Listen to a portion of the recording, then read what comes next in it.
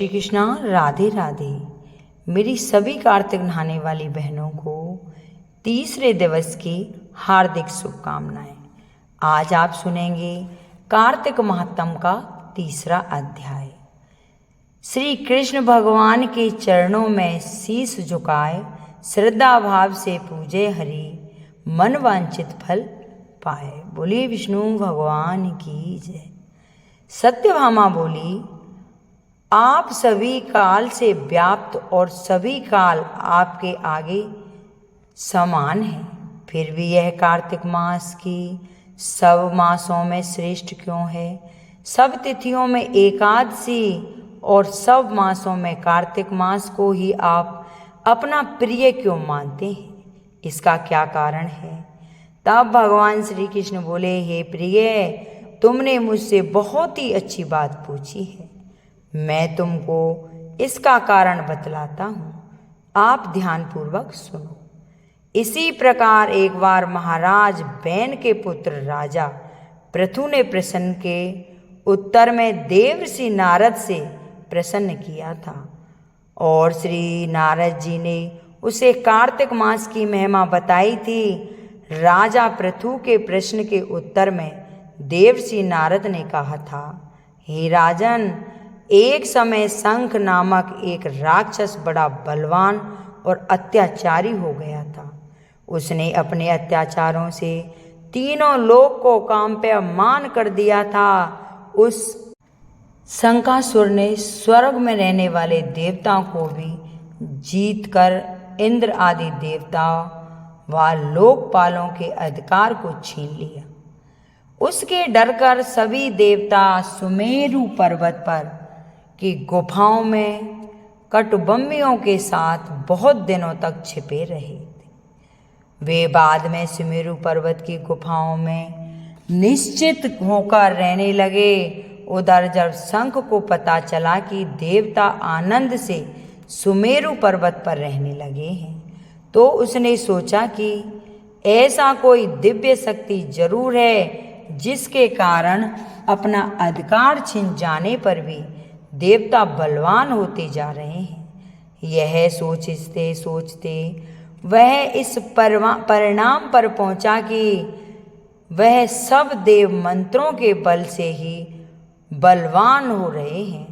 अगर उनसे वेद छीन लिए जाएं तो ये अपने आप में निर्मल हो जाएंगे। देवर्षि नारद बोले, ऐसा सोचकर शंखासुर भगवान विष्णु को सोते हुए देखकर सत्यलोक में वेद चुराने के लिए पहुंच गया। उसको आता देखकर भगवान विष्णु ने उसकी नियति जान ली। उसके डर के कारण बीज मंत्रों के साथ समुद्र के जल में छुप गए। शंख भी वेद मंत्रों तथा बीज मंत्रों को ढूंढता हुआ समुद्र में प्रविष्ट हो गया, लेकिन ना तो उनको वेद मंत्र मिले और ना ही बीज मंत्र ही मिले।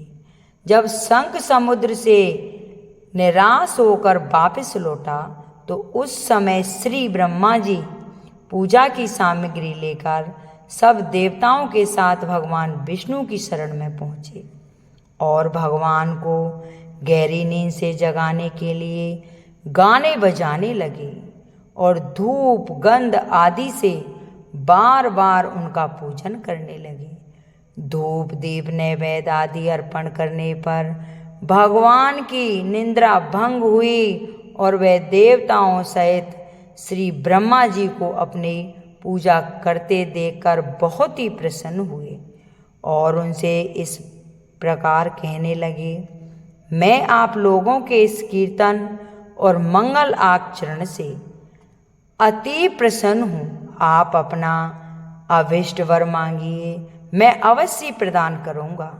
जो मनुष्य अश्विनी शुक्ल पक्ष की एकादशी से देव उत्पत्ति एकादशी तक ब्रह्म मुहूर्त में उठकर मेरी अर्चना करेंगे, वह तुम्हारी तरह मेरे प्रसन्न होने के कारण सुख को प्राप्त होंगे। यह जो पाद आर्द आचमन और जल आदि सामग्री आप लोग मेरे लिए लाए हैं, वह अनंत गुणों वाली होकर आपका कल्याण करेगी। शंख जो वेद चुरा कर लेके आया था वे सब के सब समुद्र में ही हैं। अतः मैं शंखासुर को मारकर उन्हें ले आता हूँ। आज से मंत्र बीज और वेदों के साथ चारों वेद प्राप्त वर्ष कार्तिक मास में जल में ही विराजमान किया करेंगे। अब मैं मस्त का रूप धारण करके समुद्र में जाता हूँ और आप लोग भी ऋषि महर्षियों को साथ लेकर मेरे साथ चलें। जो कार्तिक मास में पहर रात्रि पहले स्नान करते हैं वे निश्चित ही अक्षय फल को प्राप्त होते हैं। ये अज्ञान में अमृत स्नान का फल प्राप्त करते हैं। वे देवेंद्र जो कार्तिक मास में व्रत करते हैं उन्हें सब प्रकार के धन पुत्र पौत्र आदि देते रहता हूँ और उन्हें सब आपत्तियों से बचाता रहता हूँ। हे धनपति कुबेर, मेरी आज्ञा अनुसार तुम उनका धन धान्य बढ़ाते रहना, क्योंकि इस प्रकार का आचरण करने वाला प्राणी मेरे रूप को धारण करके जीव मुक्त हो जाता है। जन्म से लेकर मरण पर्यंत जिसने विधि पूर्वक यह उत्तम व्रत कर लिया है वह आप लोगों का भी पूजनीय है। आप लोगों ने मुझे कार्तिक शुक्ल पक्ष की एकादशी को जगाया है, इसलिए ये एकादशी मान्य है और मुझको बड़ी प्रिय है।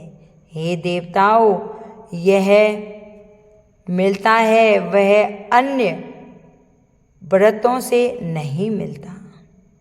दोनों व्रत नियम पूर्वक करने से प्राणी मेरे समीप पहुँचते हैं। इन व्रतों के कारण करने से जो फल मिलता है वह अन्य व्रतों से नहीं मिलता। इसलिए हर मनुष्य को सुखी और निरोगी रहने के लिए कार्तिक मातम और एकादशी की कथा सुननी चाहिए। उपयुक्त नियमों का पालन भी करना चाहिए। बोलो विष्णु भगवान की जय। आज आप सुनेंगे तुलसी माता की कथा। बोलो तुलसी महारानी की जय। कार्तिक के महीने में सब कोई तुलसी माता को सींचने जाती। सब कोई तो सींच के आ जाती, पर एक बुढ़िया माई आती तुलसी माता से रोजाना कहती, तुलसी माता सत की दाता, मैं बिड़ला सींचूं तेरा, तू कर निस्तारा मेरा। तुलसी माता अड़ुआ दे लड़ुआ दे, पीताम्बर की धोती दे, मीठा मीठा घास दे, बैकुंठ का वास दे, चटक की चाल दे, पटक की मौत दे, चंदन की काट दे, झालर की झणकार दे, साईं का राज दे, दाल भात का जीमना दे, 11 का दिन दे, श्री कृष्ण का कंधा दे। इतनी बात सुनकर तुलसी माता सूखने लगी। एक बार भगवान श्री कृष्ण ने पूछा कि तुम्हारे पास तो इतनी औरतें आती हैं और तुम्हें जिमावें गावें तो भी तुम कैसे सूखने लगी हो। तब तुलसी माता ने कहा कि एक बुढ़िया माई आती है जो रोजाना इतनी बात कहकर जाती है। मैं और सब कुछ तो उसे दे सकती हूँ, पर आप श्री कृष्ण का कंधा कहाँ से दूंगी। थोड़े दिन बाद बुढ़िया माई मर गई। सब लोग उसको उठाने लगे। वह इतनी भारी हो गई कि किसी से भी नहीं उठी। सब लोग कहने लगे पाप की घाट की माला फेरती होगी जिससे इतनी भारी हो गई है। तब भगवान बूढ़े ब्राह्मण का रूप धारण करके आए और सबसे पूछने लगे इतनी भीड़ क्यों हो रही है। सब बोले एक बुढ़िया माई मर गई है, वह पापिन थी इसलिए किसी से नहीं उठती। जब भगवान बोले कि इसके कान में मुझे एक बात कहने दो तो यह उठ जाएगी। सबने कहा कि तू भी मन की निकाल ले। भगवान ने जाकर उसके कान में कहा बुढ़िया माई तू बिड़ला सींचे मेरा, मैं करूं तेरा निस्तारा।